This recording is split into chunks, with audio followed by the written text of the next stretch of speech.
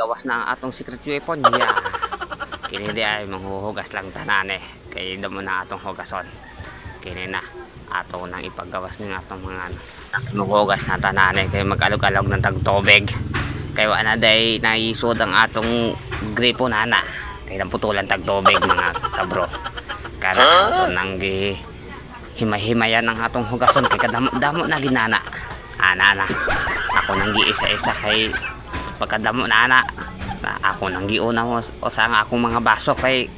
bastang baho ana ni sa akong baba na pag muinom ko na murag lang ko malipong gani kaya na akong giuna ang akong mga kutsara kay katuo na akong unahon kay sobrang kadamo ng kutsara kaya na din ako di wasaptaw kung sa akong unahon ana akong gitodlong akong gripo kay wala na isod kana na wagid sod wagid mo hatag na tubig nanay ay kana na nangita ko gano'n na uwi gawas na atong secret weapon na kana kay wag ni tubig nanay kaya kana na atong gamiton kay watay gripo nanay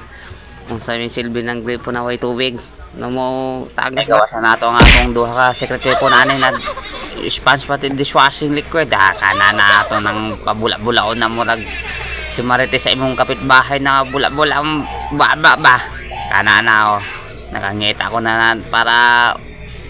ako na ibutang akong dishwashing liquid kay para maghugas na bata kana na ato na lang tang gamay-gamay yun ang atong hugason kay kadamo na kay wala kita magamit unyang gabi kana tingawa kami nabilin pa dahil doon kabaso dito sa akong luyo teste lang karon na ato ng sugdanan para makakumanta dayon kay may lakaw yung pata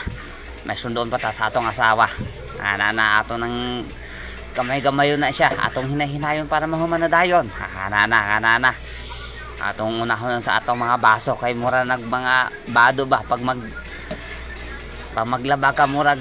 ihiwalay ang dikulor sa puti ba Tagalog yun kaya yan kanana ato nang himay-himayon gid ato nang kuso-kusoon pabula-bulaon murag imong kapitbahay na si Marites na bula-bula ang baba kana